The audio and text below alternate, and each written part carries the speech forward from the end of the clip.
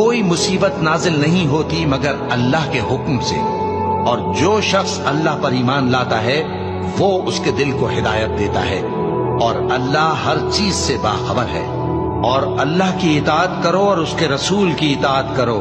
بس اگر تم منہ پھیر لوگے تو ہمارے پیغمبر کے ذمے تو صرف پیغام کا کھول کھول کر پہنچا دینا ہے۔ اللہ جو معبود برحق ہے،